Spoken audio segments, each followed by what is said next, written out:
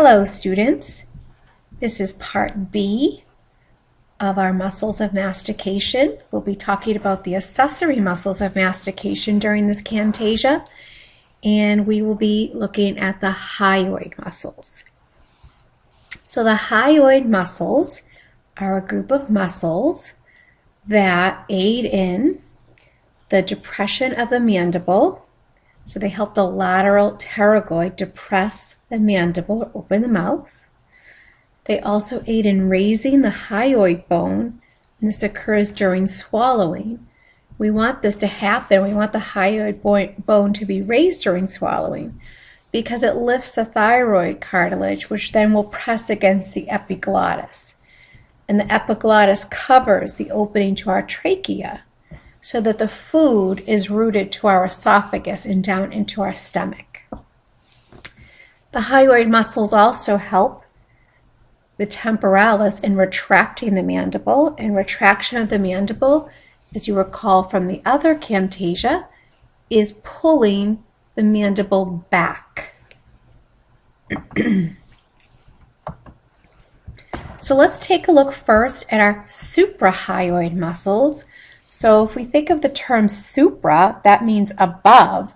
So these are four muscles that are located above the hyoid bone. So that sort of makes sense, these suprahyoid muscles. All four of them insert into the hyoid bone. So that's kind of easy. All four insert into the hyoid bone. 3 out of the 4 originate on the mandible, with 1 originating on the stylohyoid process. And we'll look at those more closely as we go over them one by one. So the actions of the suprahyoid muscles, the muscles located above our hyoid bone, is it depresses the mandible in conjunction with the lateral pterygoid, so it opens the mouth.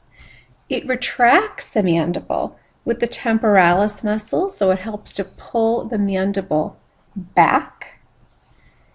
They elevate or raise the hyoid bone during swallowing, and they also suspend the hyoid bone. So the hyoid bone hangs from these muscles.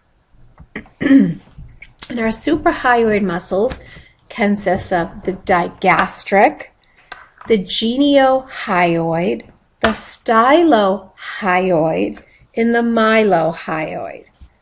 So if you think DGSM, we could think, don't get so mad, Supraman. If that mnemonic helps you to remember the suprahyoid muscles, feel free to use it. So don't get so mad, Supraman. And let's start off taking a look at the digastric muscle. And this is a muscle with 2 bellies. And when you hear the term belly with muscles, belly means sort of like the thickest portion of the muscle is the belly. And if you kind of think of the belly of a clam, or sometimes even our own bellies can be like the thickest part of us. So that kind of makes sense. So muscles with 2 bellies, or 2 thick parts, is our digastric muscle. And you know what I'm thinking here? Gastric kind of means belly, right? So thick bellies, 2 bellies, so we can try to remember it that way. And because it has these 2 bellies, it has 2 origins. So the anterior belly originates in the digastric fossa. So the digastric fossa, let me take my little arrow here, occurs on the medial surface of the mandible, inferior to the genial tubercles. So it's very, very low on the anterior medial portion of the mandible. So let me think of a way. It is, if you think of teeth 24 and 25, on the lingual surface of those teeth, and you go all the way down to the most inferior portion of the mandible, from that medial aspect, or if you almost think about it as a lingual aspect, that's where the digastric fossa is located. And that's where the anterior belly originates. The posterior belly originates on that really large mastoid process. Remember, the mastoid process is part of our temporal bone, the petrous portion of our temporal bone. And that's where it originates. And they both insert into the hyoid bone. So the muscle itself has like a really unusual arrangement of fibers. So the muscle fibers at either end are called anterior and posterior bellies. So it kind of makes sense that the anterior here would be towards the anterior and the posterior would be towards the posterior. And the bellies are connected in the middle by a tendon. And this tendon connects to the hyoid bone by a fibrous loop of connective tissue, and it can slide sort of back and forth through this loop. And that's the insertion for the muscle. So it's not a direct insertion, it's an indirect through a tendon. So the actions depend on what is contracting, whether it's the anterior belly of the digastric muscle, the posterior belly of the digastric muscle, or both. So in the anterior belly here, when this just contracts, the hyoid bone itself is pulled forward and upward, and this happens during swallowing. When the posterior belly, back here, contracts, the hyoid bone is pulled back and upward, and this is during mandibular retraction. When both of the bellies combine at the same time, when they contract at the same time, the mandible is being depressed or opened. So now let's look at the geniohyoid muscle, and it's a long, slender muscle that lies superior to the mylohyoid muscle. So its origin is the genial tubercles. The genial tubercles are also located on the medial surface of the mandible, superior to the digastric fossa. They're like little bony spines that come out. And the geniohyoid muscle inserts into the body of the hyoid. Now when you think of it, geniohyoid, origin, genial tubercles, insertion, body of hyoid. Okay, so that kind of makes sense. And its job or its actions are to depress the mandible and also to elevate the mandible during swallowing. So it depresses the mandible if the hyoid bone is fixed in place by the infrahyoids. It elevates the hyoid during swallowing if the hyoid is not fixed in position and the infrahyoids are relaxed. So that's a lot of knowledge. So if you can tell me it depresses the mandible and elevates the hyoid during swallowing, that's good.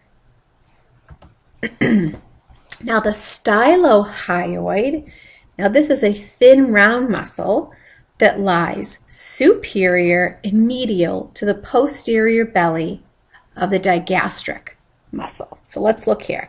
So now here's the styloid process. That's the origin, and then the insertion is the greater horns or greater cornu of the hyoid bone. So stylohyoid muscle, styloid process, and hyoid bone. It is superior, above, and medial, closer to the midline than the digastric muscle, the posterior belly, which is here. This here, this thin round muscle, is the stylohyoid. Since this muscle does not have an attachment to the mandible, it does not aid in depressing the mandible at all. So its actions, it stabilizes the hyoid bone in place, and it elevates and retracts the hyoid.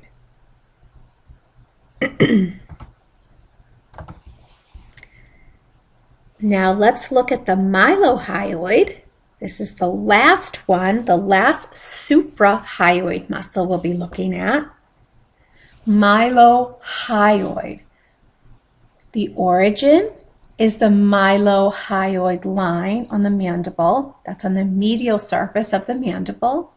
And the insertion is into the mylohyoid raphe. And a raphe is a ridge or a line marking the union of two similar structures. So mylohyoid, origin mylohyoid line, insertion mylohyoid raphe. So this is a flat triangular muscle, and it lies anterior and superior to the digastric, and it forms the muscular floor of our mouth. So the mylohyoid raphe, let's talk about that a little bit, and we can see it's pointing to it right here, so this blue line. So fibers run towards the midline and join together with fibers from the mylohyoid muscle on the opposite side of the mouth, which in turn inserts into a tendon known as the mylohyoid raphe. And then the posterior fibers run backward and downward to insert into the hyoid bone, right down here. So what does it do? Its most important function, or one of them, is it forms the floor of our mouth. So it raises the hyoid, it elevates the floor of the mouth. It also allows our tongue to be elevated, which is important during speech swallowing, and it aids in the depression of the mandible. So infrahyoid muscles, now supra meant above, infra means below. So these are located below the hyoid bone, and it essentially stabilizes, or they stabilize the hyoid bone in place. And this happens when the suprahyoids are helping to depress the mandible. They can also depress or lower the hyoid bone during phonation, during speech. But for this to happen, the suprahyoids must be relaxed. So the infrahyoid muscles include the thyrohyoid, the omohyoid, the sternohyoid, and the sternothyroid. The sternothyroid is the only one that does not attach to the hyoid bone itself, and the mnemonic for this is TOSS, T-O-S-S, and you could say that was an inferior toss. So our thyrohyoid muscle, its origin is the side of the thyroid cartilage, and its insertion is into the hyoid bone. So that makes sense. Thyrohyoid. The actions are it raises the larynx during swallowing, and it also can depress, lower the hyoid bone. The omohyoid is kind of this thin, long muscle here. And its origin is the scapula, which is sort of like our shoulder bone out there. And the insertion is the hyoid, and it helps to pull the hyoid down. So omohyoid, how can we remember that? How about, oh, my shoulder hurts, or oh, my scapula hurts? And we can think of omohyoid, the origin of the scapula and the insertion into the hyoid bone. And then we have the sternohyoid, and its origin is the upper border of the sternum. Okay, good. Sternum. It inserts into the hyoid bone, and it helps to pull the hyoid bone down. And last but not least is our sternothyroid. Origin is the upper sternum. Okay, sterno. It inserts the side of the thyroid cartilage, and its action is to help pull our larynx down. So we've talked a lot about the different muscles and all the different things they can do, but they actually have to all work together, contracting and relaxing, to help us speak and swallow and chew. So there's a lot of different roles. So they all kind of work together, contracting and relaxing. So let's take a look at the coordinated muscle activities that have to happen for our mouth to close, also known as elevation. The masseter temporalis medial pterygoid. Think of the mnemonic. My teeth meet. They must contract. Contracting is working. When you say contract, that's the working part. So MTM contracts, mouth closes. Lateral pterygoids and the hyoid muscles relax. Now to open the mouth, depression, lateral pterygoids, LP, remember the mnemonic, let's part, let's separate, let's part, let's open the mouth is the lateral pterygoids, and the hyoid muscles must contract. And the elevator muscles, the MTM, the masseter, temporalis, and medial pterygoids, must relax. Now protrusion and retraction, that's that anterior posterior position of the mandible. Protrusion is protruding that mandible out like you're a bulldog, like "Arr." Now for that to happen, the lateral pterygoid and the medial pterygoids contract. And the masseter, temporalis, and the hyoid muscles relax. Now to retract, you just made your growling noise, and to retract the mandible back into the posterior position, the temporalis and the suprahyoids contract, and the infrahyoids. So let's say the temporalis and hyoid muscles contract, and the lateral pterygoid, medial pterygoid, and the masseter relax. So the masseter stays relaxed during both protrusion and retraction. Now lateral shift, that's shifting the mandible left and right, side to side. So the lateral pterygoid and the medial pterygoids are responsible for that. And it's the only time that only one side is contracting and the other side is relaxing. Usually left and right work together. This time they oppose each other. So the lateral pterygoid and the medial pterygoid on one side only contract, and the mandible moves towards the side that is relaxed. The mandible moves away from the side that is contracting. So if you contract the left lateral pterygoid and the right medial pterygoid, the mandible will shift to the right. So let's talk about deglutition, swallowing, the process. You've chewed up your delicious meal, whatever it is. For me, what could it be? Oh my goodness, it's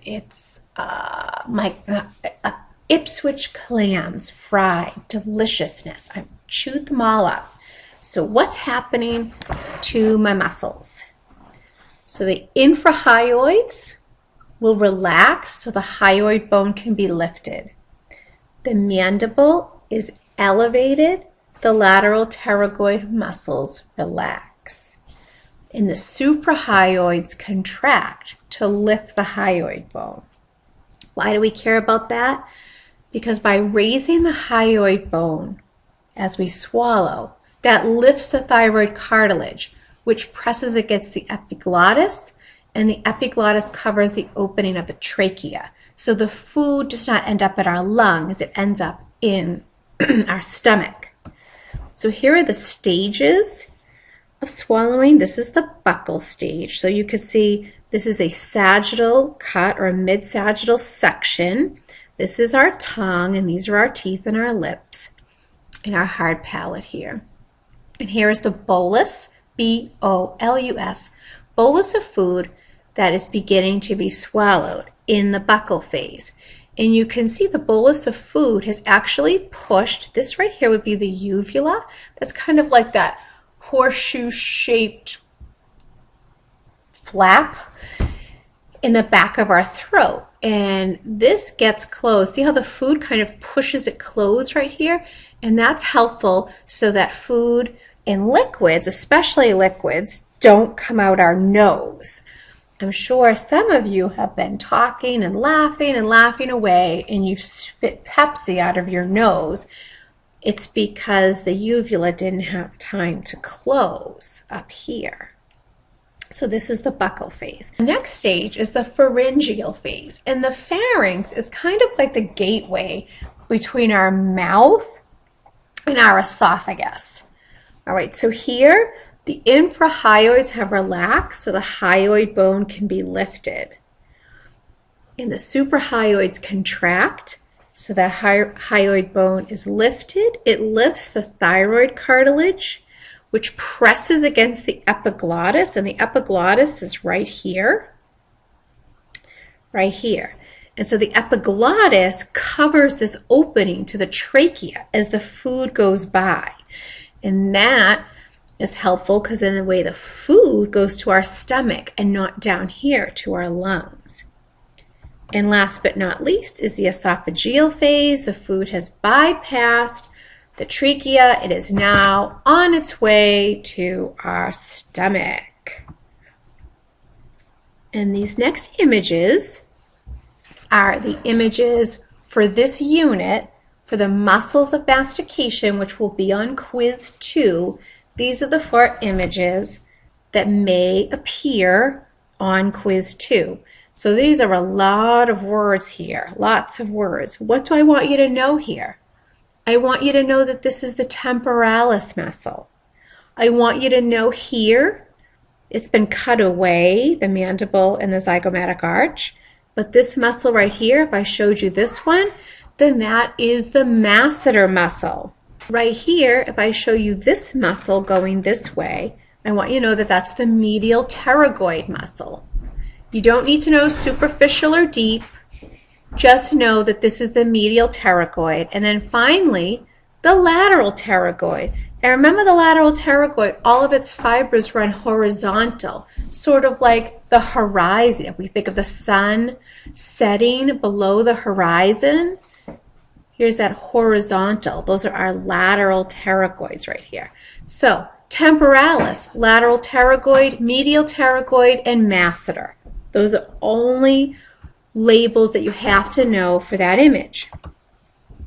Now here, we're looking at the muscles. The floor of the mouth is kind of like a superior view. We could see the hyoid bone, and we could see the mylohyoid muscle and the geniohyoid muscle.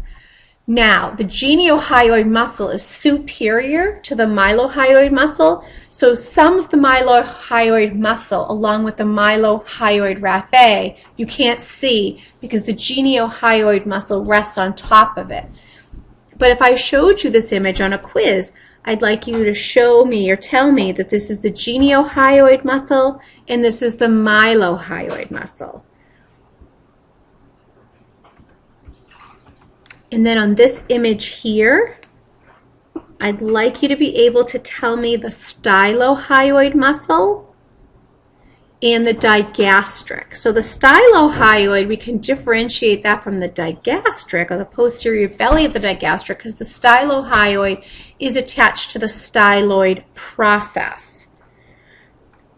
And then the posterior belly begins at the mastoid process, and it's a little thicker.